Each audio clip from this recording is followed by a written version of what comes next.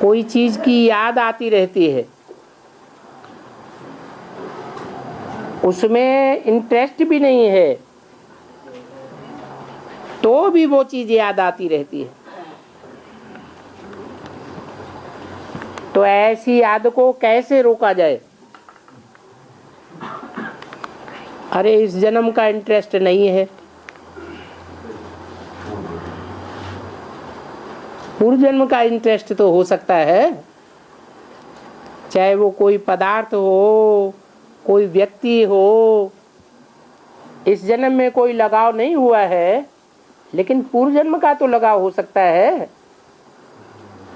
तो वो रील खुल पड़ती है और याद आता है। उसको खलास करने का तरीका है कि बार बार उसको विस्मृति में लाना और बाबा को याद करना। ये अभ्यास करना ही पड़े।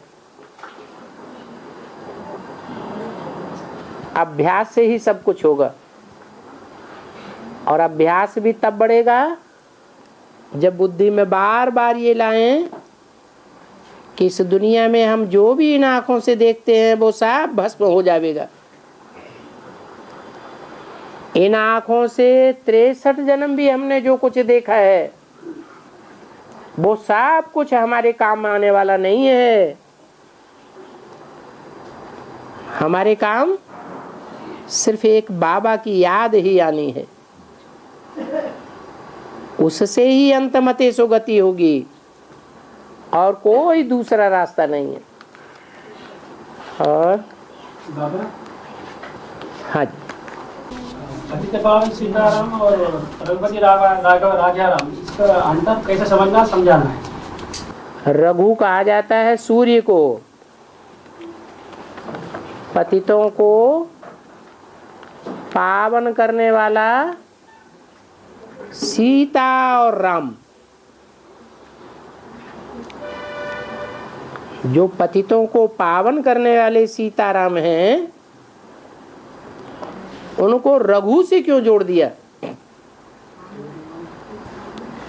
सूर्य से क्यों जोड़ दिया? सूर्य कभी पतित बनता है क्या?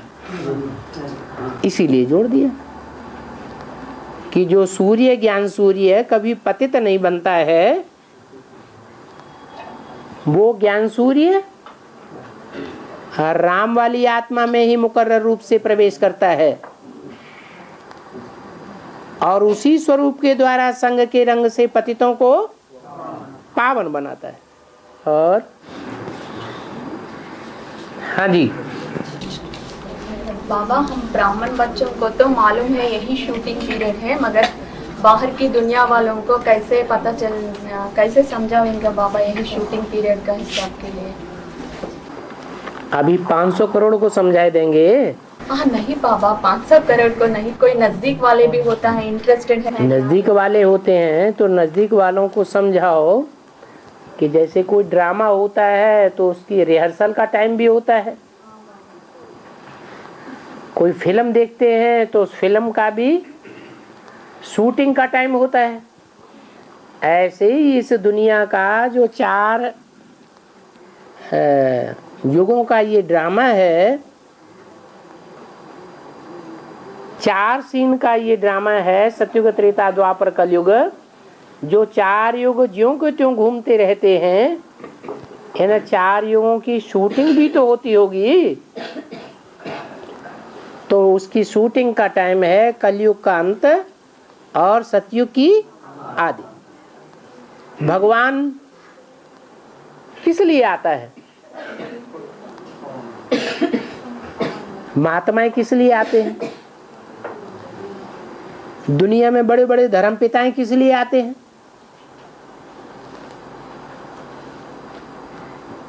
भगवान में और उन महात्माओं में और उन धर्म पिताओं में क्या अंतर होता है? यही अंतर है कि भगवान इस षष्ठ रूपी रंगमंच का डायरेक्टर है, वो एक्टर नहीं है। पर्दे के पीछे रह करके पार्ट बजाने वाला है। जब वो आता है तो चारों युगों की शूटिंग कराता है। ये शूटिंग काल को ही पुरुषोत्तम संगम युग कहा जाता है। पुरुषों में उत्तम कौन कौन बनते हैं, उत्तम पार्ट क्या क्या बजाते हैं, उस बात का पता अभी चलता है। और हर आत्मा को अपना अपना पता चलता है कि हमने इस सृष्टि रूपी रंगमंच पर कौन से जन्म में उत्तम से उत्तम पार्ट बजाया है। तो इस तरह समझाना है। और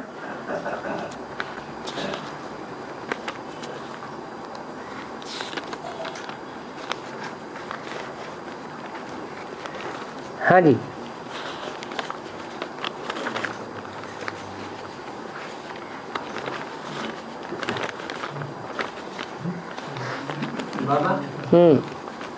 बाबा विष्णु के चतुर्भुजाओं में चक्र ओम राधा मामा के अवतार दिखाते हैं। उसमें ओम राधा के मामा के शरीर में शिव बाबा प्रवेश करता है, नहीं करता? ओम राधा नारी चोला है या पुरुष चोला है? हैं? नारी चोला है। तो नारी चोले में शिव अगर आवेगा तो क्या गड़बड़ होगा? हाँ? नारी चोले में अगर शिव प्रवेश करेगा तो सबसे मिलन मेला मना सकेगा? हो सकता है ऐसा? है? नहीं होगा। इसलिए शिव को पुरुष तन में ही आना पड़े। ब्रह्मा से विष्णु बनता है। ब्रह्मा से विष्णु बनते हैं। जिस नंबर का ब्रह्मा उसी नंबर का विष्णु बनेगा। प्रवेश तो करते ना है? प्रवेश तो करते ना, थोड़ा समय। एक प्रवेश करना होता है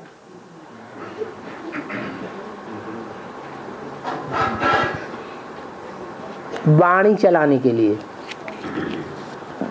वो तो ब्रह्मा के तन में प्रवेश किया, गीता ज्ञान दिया। दूसरा प्रवेश करना होता है उस ज्ञान को ज्यों का त्यों जैसे ब्रह्मा ने बोला है और ब्रह्मा ने आचरण किया है उसी आधार पर आचरण करना।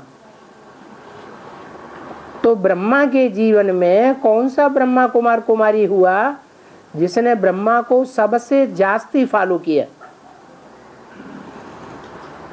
कोई हुआ या नहीं हुआ?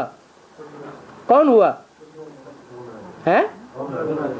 अरे जिसने प्रश्न किया सो तो बोलो। है ओम राधे मम्मा ने। तो फॉलो करने के हिसाब से ये कहा जाता है कि सेकेंडरी ब्रह्मा है, दादा लेखराज ब्रह्मा के बाद। फॉलो करने वाला अव्वल होगा या सेकेंडरी होगा? सेकेंडरी होगा। और बाबा सतयुग स्टार्टिंग होता ना, जब 4.5 लोग से शुरू होता, नहीं तो कम लोग से शुरू होता। पौधे की जब शुरुआत होती है तो 1-2 पत्ता निकलता है कि ढेर के ढेर पत्ते इकट्ठे निकल आते हैं? क्या होता है? 2 पत्ते पहले आते, 2-4 पत्ते पहले आते हैं, फिर 8 आते हैं, फिर मल्टीप्लाई होते रहते हैं। ऐसे ही यहाँ भी है। और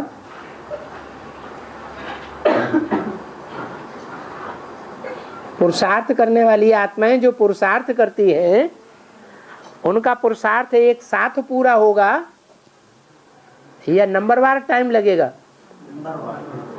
तो जिस हिसाब से नंबरवार टाइम लगेगा उसी हिसाब से नंबरवार सृष्टि पर आएंगे।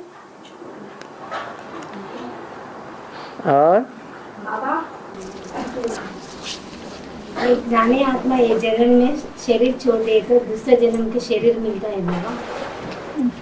ज्ञानी आत्मा हाँ ये इससे जन्म में हाँ शरीर छोड़ दिए तो दूसरा जन्म में शरीर मिलता बाबा वो आत्मा को। हाँ मिलता है। हाँ जी।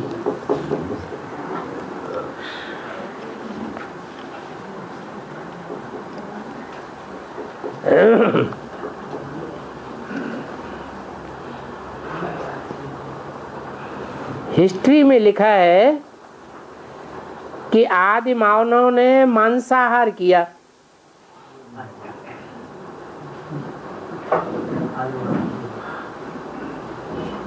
फिर इस ज्ञान में ये नियम क्यों बताते हो कि मांसाहार नहीं करना है?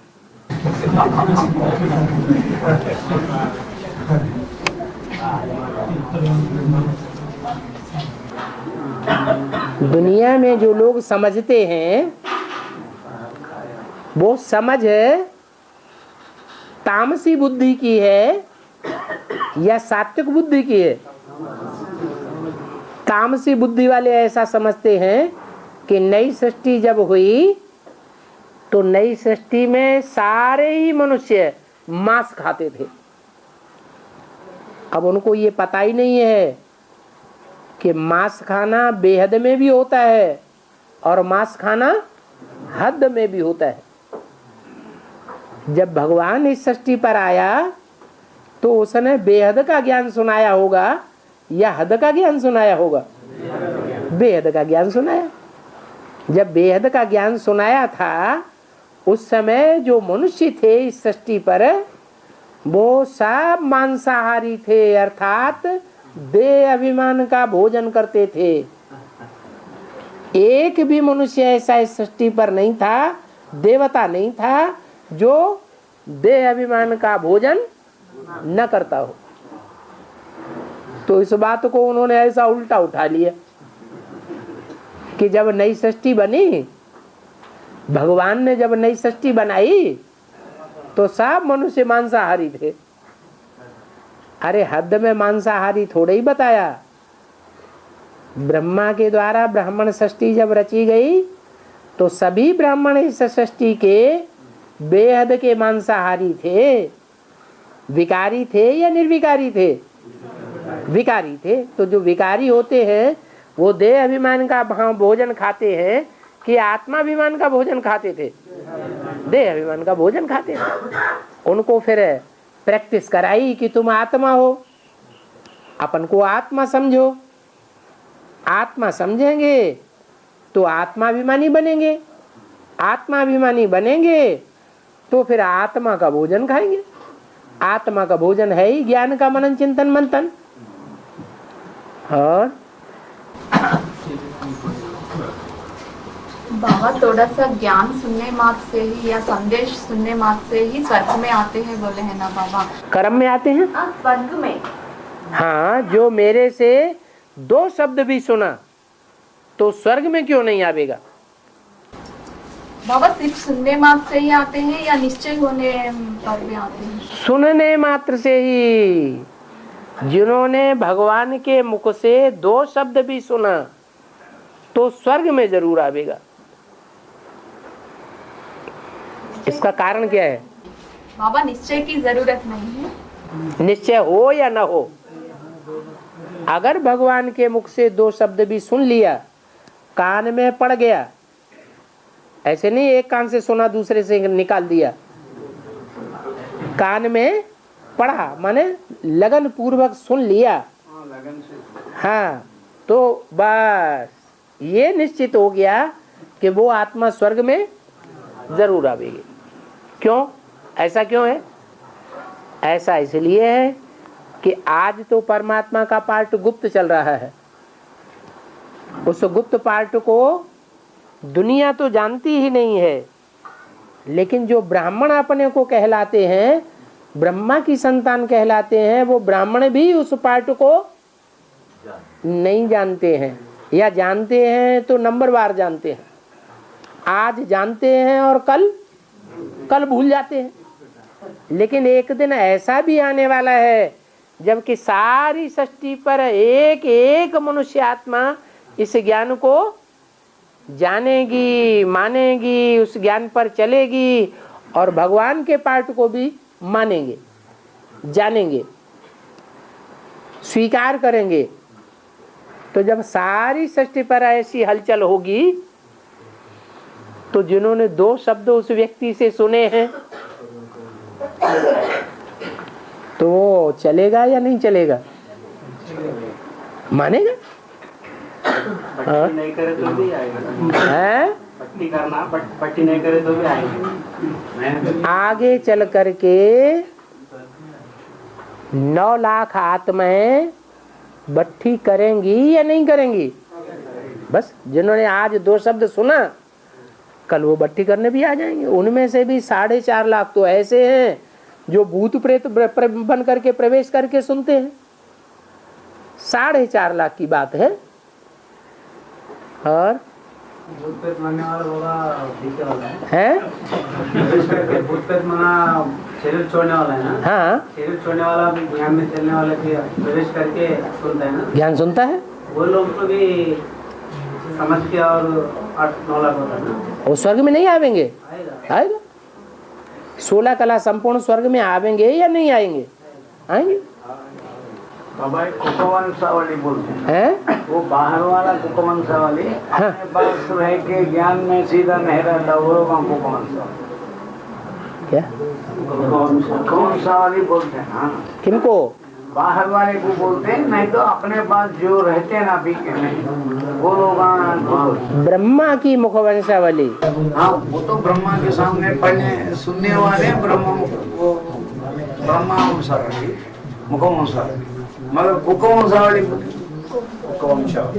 मुखवंशावली माना मुख से जो सुनते हैं, वो मुखवंश मानते हैं, मुख से सुनी हुई बात को और मुख से सुनी हुई बात पर चलते हैं, वो मुखवंशावली। और जो कुखवंशावली है वो ब्रह्मा की कुख अर्थात गोद उनको याद आती है। गोद में बार बार गए हैं, गोद का प्यार लिया है तो वो गोद याद आती है। उन्होंने ब्रह्मा के मुख से बोली हुई बातों पर ध्यान नहीं दिया है, इसलिए वो मुख को वंशावली है। और वो बाहर की दुनिया की बात नहीं है, वो तो अंदर की ब्राह्मणों की दुनिया की बात है।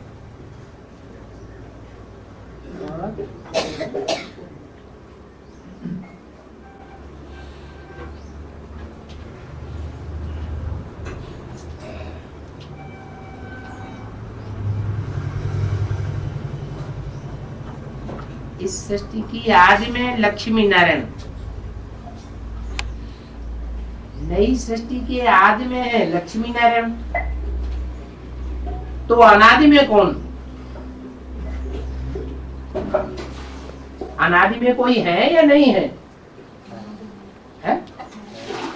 नहीं है। कौन? कौन है आत्मा सो परमात्मा? है?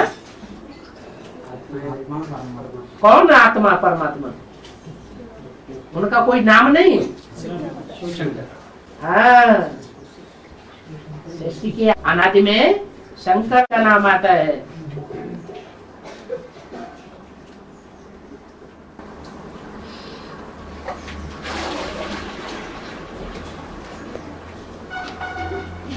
बाबा, हाँ, तो ज्ञान में चलते चलते ग्रैंड चिल्ड्रन के मोहम्मद आके उसके उनके पास जाके रह जाते हैं। बाद में आके वो तो जो बच्चियों के साथ में वहीं रहते।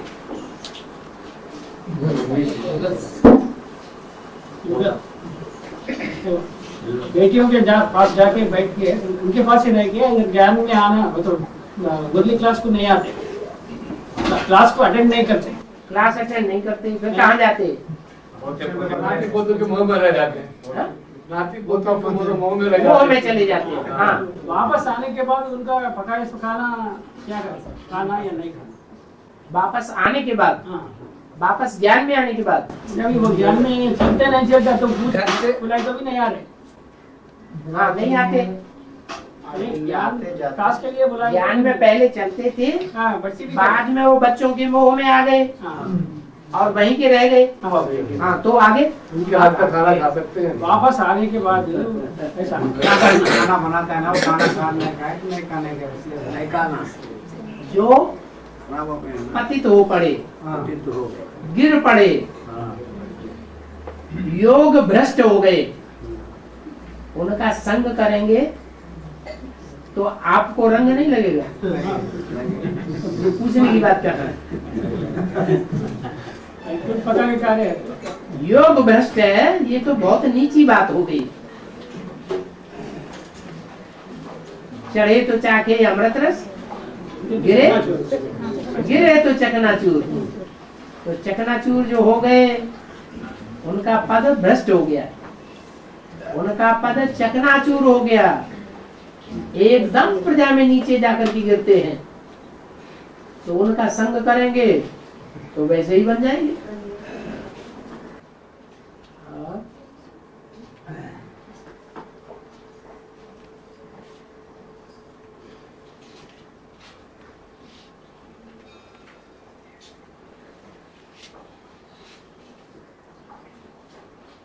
सागर कितना भी बड़ा है, लेकिन लोग सागर का पानी नहीं पीते हैं, नदी के पानी को ही पीते हैं।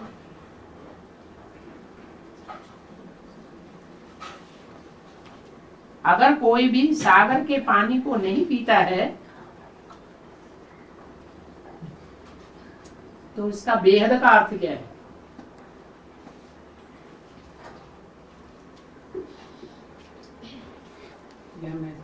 है?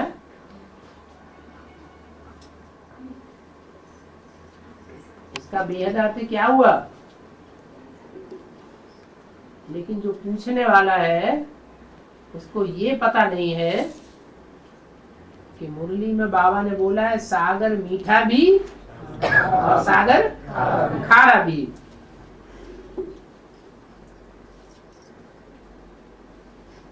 सागर में जो मीठी मीठी धाराएं बहती हैं, जैसे गल्फ स्ट्रीम धारा वगैरह, वो गर्म पानी की धाराएं हैं, उनमें मीठा पानी भी होता है और ज्यादातर सागर खारा भी होता है। तो खारों के लिए खारा और मीठों के लिए मीठा है। जो सागर है दो प्रकार का पानी देता है, मीठा भी है और खारा भी है। उसमें जास्ती किसकी है? खारे की जास्ती। दुनिया में भी खारे लोग ज्यादा हैं या मीठे लोग ज्यादा हैं? खारों की संख्या ज्यादा है। देवताएं बहुत थोड़े हैं और राक्षस बहुत ज्यादा है। तो ऐसा नहीं है कि सागर का पानी पीते नहीं है। जो पीने वाले हैं वो ये भी जानते हैं कि नदियों में पानी कहाँ से आता है। नदियों में भी तो पानी पहाड़ों से आता है ना, और पहाड़ों में कहाँ से आता है? सागर से ही आता है। तो सारी दुनिया सागर का ही जल पीती है। वास्तव में नदियों का पानी कहा जाता है, लेकिन वो नदियों का पानी है नहीं, है किसका? सागर का ही है।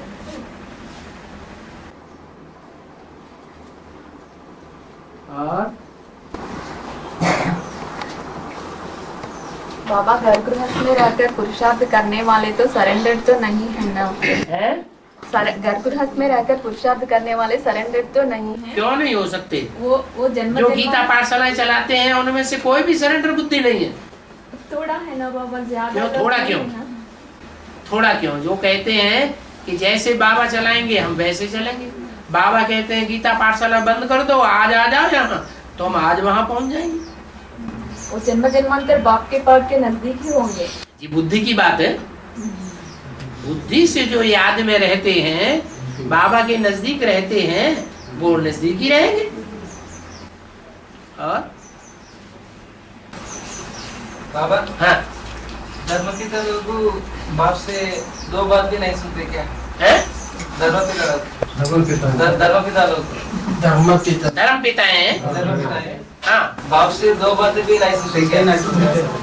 मुरली में तो बाबा ने ऐसे ही बोला है, उन गुरुओं को समझाने की जरूरत नहीं है।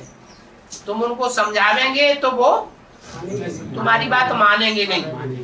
इसलिए उनके जो फॉलोअर्स हैं, उनके जो चेले हैं, उनको समझाओ। जब सारे चेले समझ जावेंगे, उनके फॉलोअर्स जागृत हो जावेंगे, तो उनके गुरु भी आकर के मुंह लटकावेंगे।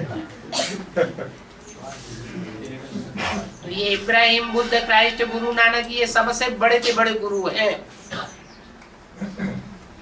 बड़े बड़े धर्म पिताएं हैं, ग्रेट फादर्स हैं। इनको डायरेक्ट तुम जाके समझावेंगे तो समझेंगे? समझेंगे। इनके फॉलोअर्स को समझाओ, वो समझ जावेंगे तो पीछे पीछे ये भी आके माथा झुका के जावेंगे। तो फादर्स वो बाप को उनके गुरु धर्मपिता को मानते ना बाबा हैं? तो फादर्स पूरे उनके गुरु को मानते ना, हाँ अपने बाप के मानते। तो जो मानते हैं उनके गुरु को, उन गुरुओं का भी तो कोई गुरु है। इब्राहिम ऊपर से आता है तो किसी में प्रवेश करता है कि नहीं? तो जिसमें प्रवेश करता है उसको समझाओ। जिसमें प्रवेश करता है उसको भी कोई जन्म देने वाला है कि नहीं बाप, उसको समझाओ। और बाबा ज्ञान में रहने वाले कोई देवल की किताब दी है तो नहीं लेना है, ले सकते।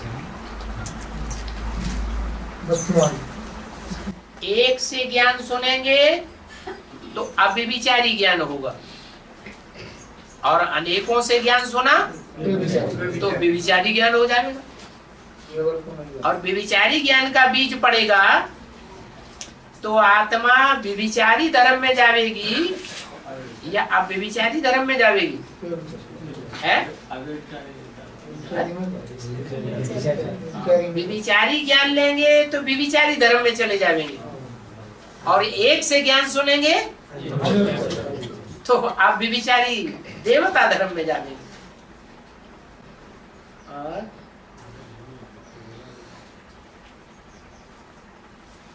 बाबा ने मुरली में बोला है, इन आंखों से जो कुछ भी देखते हो वो सब विनाश होने वाला है। तो एक भाई ने पूछा, क्या ये सूरज, ये चांद, ये नक्षत्र मंडल जो आंखों से देखने में आते हैं वो सब विनाश हो जाएंगे? और ये सब तमो प्रधान है या सतो प्रधान है? तमो प्रधान। ये सब तमो प्रधान है। सूरज भी क्या है, अभी दिन प्रतिदिन और गर्म होता जाता है, तो तमो प्रधान है या सतो प्रधान? दुख देने वाले को तमो प्रधान कहा जाता है या सतो प्रधान कहा जाता है? तमो प्रधान है। ये जो भी तमो प्रधानता है वो सब खलास हो जाएगी, फिर नई सृष्टि में सब कुछ नया होगा। परिवर्तन हो जाएगा, लेकिन तो परिवर्तन हो जाएगा है? तो सूरज जो नक्षत्र सब टकरा टकरा के सब खलास होने वाले हैं। क्या ये जो 9 ग्रह हैं वो आपस में विनाश में टकराएंगे, एक ही बड़ा नक्षत्र रह जाएगा। हाँ जी, बृहस्पति माने गुरु। जिस सदगुरु में शिव प्रवेश करते हैं, शिव माने ज्ञान सूर्य। प्रशांत महासागर का एक छोटा सा हिस्सा अर्ध विनाश के बाद पृथ्वी से अलग हो गया, उसको चंद्रमा नाम दिया गया। फिर संपूर्ण विनाश होगा तो पृथ्वी से जुड़ जाएगा। तो एक भाई ने पूछा, इसका प्रूफ क्या है? इसका प्रूफ है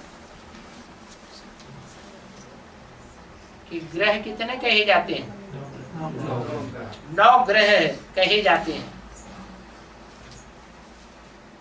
और एक एक ग्रह के उपग्रह भी हैं। क्या? उप माने नजदीक रहने वाले, जो ग्रह के आसपास घूमते रहते हैं वो है उपग्रह। जैसे बच्चा होता है अपने माँ बाप के आसपास घूमेगा या दूसरों के पास जाएगा? अपने माँ बाप के पास ही घूमेगा।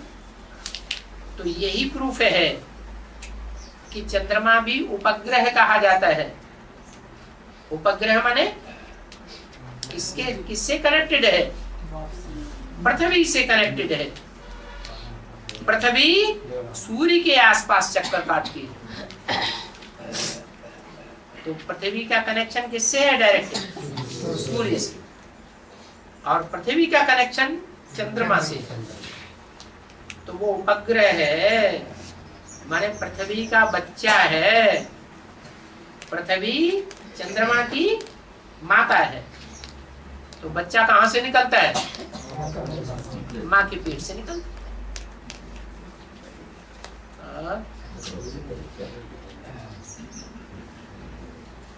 मुरली में बोला है कि मैं जिस तन में प्रवेश करता हूं उसका नाम ब्रह्मा रखता हूं। परंतु ब्रह्मा को तो चतुरानन पंचानन भी कहते हैं। क्या? ब्रह्मा को चतुरानन भी कहते हैं और पंचानन भी कहते हैं।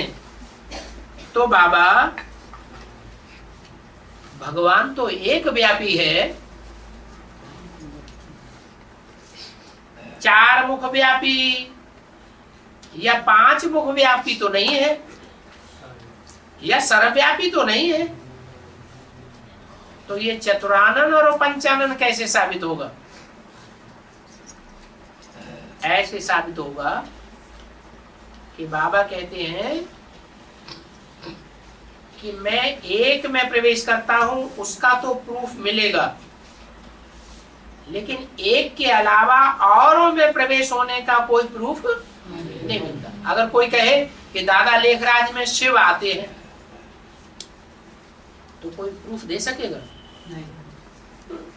इस बात का कोई प्रूफ मिलता है कि शिव दादा लेखराज ब्रह्मा में प्रवेश करता है? किसी ने इस बात का प्रूफ निकाला? नहीं निकाला। तो जब दादा लेखराज ब्रह्मा में ही प्रवेशता का प्रूफ नहीं मिलता तो बाकी 3 ब्रह्मा या 4 ब्रह्मा में प्रवेश करने का प्रूफ कैसे मिल सकता है? इसलिए बोला मैं एक व्यापी हूं। एक में प्रवेशता के तो ढेर के ढेर प्रूफ मिलेंगे, लेकिन बाकी में प्रवेशता के कोई प्रूफ नहीं मिल सकते। ऐसे तो मैं बहुत बच्चों में प्रवेश करके सर्विस करता हूं। क्या कोई बच्चे को समझने वाला ज्यादा होशियार मिल जाता है तो उस होशियार व्यक्ति को समझाने के लिए मैं उस बच्चे में प्रवेश करके सर्विस करता हूं। दृष्टि की पावर देता हूं, वाइब्रेशन की पावर देता हूं, वाचा की पावर देता हूं और उस आत्मा को समझाता हूं। बच्चा समझता है कि मैंने ये काम किया,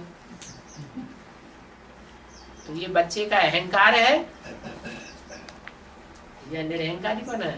अहंकार है, क्योंकि बच्चे तो सब तमो प्रधान है। बच्चे कोई सतो प्रधान है? सब तमो प्रधान।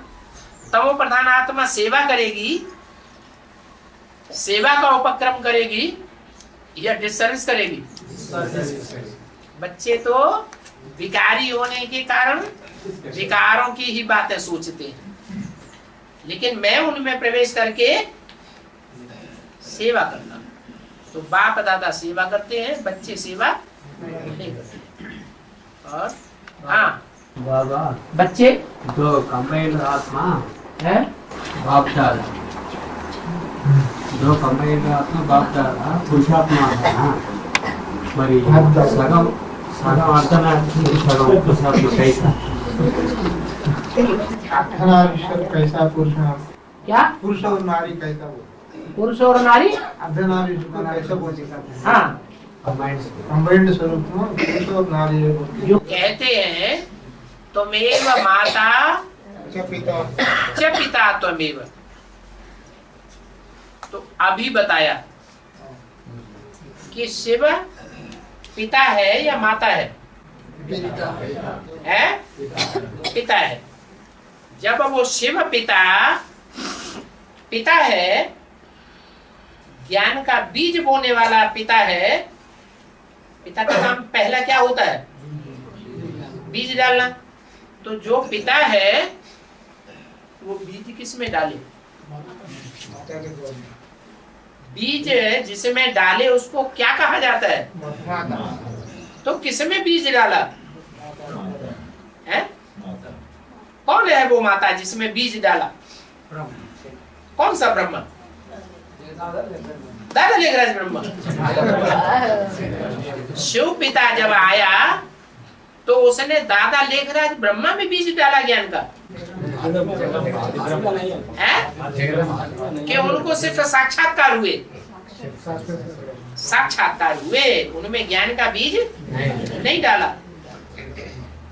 अगर उनमें ज्ञान का बीज डाला होता तो उनको अपने गुरु से पूछने की दरकार नहीं पड़ती, उनको वाराणसी में विद्वान पंडित आचार्यों के पास भटकने की दरकार नहीं पड़ती, लेकिन वो भटकते रहे।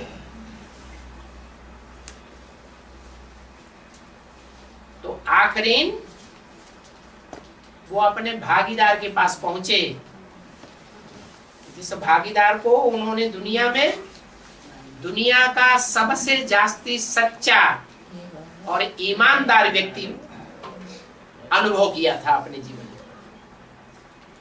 जिस भागीदार को उन्होंने अपने सारे जीवन की कमाई की दुकान सौंप दी थी और खुद सत्संग में जाकर के बैठ गए थे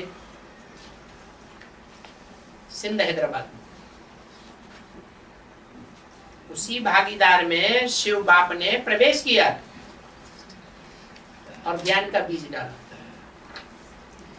तो बताओ, शिव तो पिता है, फिर माता कौन हुई?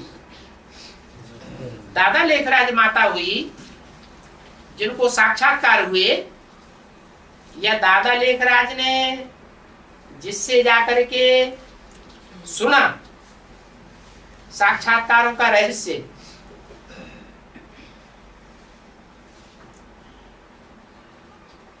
वो ज्ञान के बीज को धारण करने वाला पहला व्यक्तित्व है। कौन है? आदि माता कौन है फिर? है? नहीं, जगदम्बा ने समझा, छोटी माँ ने समझा। पहले प्रवेश किस में किया? ज्ञान का बीज पहले किस में पड़ा? प्रजापिता। तो वही परम ब्रह्म हुआ। तो दो आत्माएं हो गई, एक शिव बाप और दूसरा प्रजापिता। तो प्रजापिता हो गई माता, क्या? और वो शिव हो गया पिता। अब चाहिए साकार में दोनों या निराकार में? दोनों साकार में चाहिए। तो उसको पिता कहेंगे, जिसे प्रजापिता नाम दिया। और उस प्रजापिता से जो बच्चा पैदा हुआ, कृष्ण बच्चा, उस बच्चे ने सहन शक्ति का रूप धारण करके माता का पाठ बजाया। या लक्ष्मी ने बजाया या जगदम्बा ने बजाया? किसने बजाया? सहन शक्ति का पाठ दादा लेखराज ने बजाया। तो जिसने सहन शक्ति का पाठ बजाया वो अव्वल नंबर माता हो गई साकार में। इसलिए जो अव्वल नंबर माता हो गई संगम युग में, वो माता ही प्रजापिता के बाद इस सृष्टि रूपी रंगमंच पर सबसे अहम पार्ट बजाने वाली आत्मा हुई, सृष्टि का पहला पत्ता हुई। परिवार में बाप के बाद ज्यादा नाम बाला करने वाला कौन सा संबंधी होता है? बड़ा बच्चा होता है। पत्नी तो नहीं होती, होती है? दादी माँ तो नहीं होती, नहीं होती। तो वो प्रजापिता बाप हुआ और वो कृष्ण बच्चा हुआ। ये दोनों ही आत्माएं हम पार्ट बजाने वाली हैं, जो संगम युग में हीरो और हीरोइन का पार्ट धारी है। इसलिए उनको नाम दिया है बाप और दादा। राम बाप और कृष्ण वाली आत्मा दादा। ये दोनों ही आत्माएं शंकर के पार्टधारी में प्रवेश करके साकार में पार्ट प्ले करती है। शिव तो निराकार है, अभोक्ता है। इसलिए बाप दादा वही हमारे अर्धनारीश्वर के रूप में प्रत्यक्ष होने वाले। तुम माता पिता, हम बालक थे। और हाँ, निरंगा नीलंगा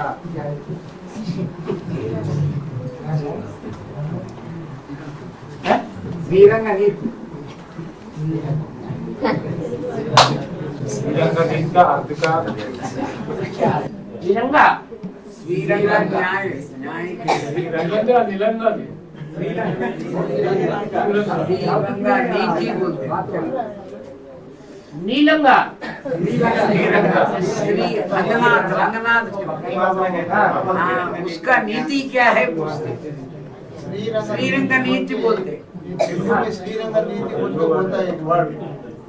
श्री माने श्रेष्ठ, वो श्रीरंग नीति और रंग, रंग अनेक प्रकार के होते हैं। जो अनेक प्रकार के रंग होते हैं, उन रंगों में सबसे श्रेष्ठ रंग कौन सा है? उसी को श्रीरंगा कहते हैं। रंग तो 7 प्रकार के हैं। नारायण कितने हैं? 7 नारायण। लेकिन जो 7 नारायण हैं वो तो अलग अलग रंगों के हैं। लेकिन उन 7 नारायणों से भी कोई श्रेष्ठ रंग वाला है या नहीं? वो 16 कला संपूर्ण नारायण। बाद के जो 7 नारायण हैं वो 16 कला संपूर्ण नहीं है, इसलिए वो श्रेष्ठ नहीं है। तो श्रेष्ठ रंग वाला श्रीरंगनाथ कौन हुआ? है? श्रीरंग कौन हुआ? श्रेष्ठ रंग कौन सा हुआ? नहीं, सतयुग का नारायण श्रीरंग हुआ। और उसका भी नाक कौन हुआ? उसको भी नाक में नकेल डालने वाला। बैल के नाक में नाक डाली जाती है, बैल उसकी नाक में नाक डालते हैं। तो बैल कौन है? ब्रह्मा उर्फ कृष्ण वाली आत्मा। और उसकी नाक में नकेल डालने वाला कौन है? नर से नारायण बनने वाला श्रीरंगनाथ है। और उसकी नीति सबसे श्रेष्ठ नीति होगी या दूसरे नारायणों की श्रेष्ठ नीति होगी? है? जो फर्स्ट नारायण है उसकी नीति सबसे श्रेष्ठ नीति है। और बाबा डायरेक्ट नरसिंह नारायण बनने वाला कितना समय इस पर राज्याधिकार बनेगा? कितना साल? भगवान पता कितने साल? भगवान आकर के जो प्राप्ति कराए, स्वयं भगवान आकर के जो वर्षा देवे, वो वर्षा 1 सेकंड का भी सबसे बड़ा वर्षा है या 5000 वर्ष का वर्षा होना चाहिए? तो भगवान आकर के 1 सेकंड में जो दे देता है वो 5000 वर्ष के मुकाबले भी सबसे बड़ा वर्षा है। विश्व का मालिक अभी कहा जाएगा? अभी सारे विश्व की आत्माएं उसको माथा झुकाते हैं, जिसको झुकाने के लिए तैयार हैं? तो अभी विश्वनाथ है? विश्व पिता है? नहीं। कब होगा? अंत माने कब है? अरे अंत भी कब है? कब? 2018 2018 में 500 करोड़ 700 करोड़ आत्माएं सब झुक जाएंगे।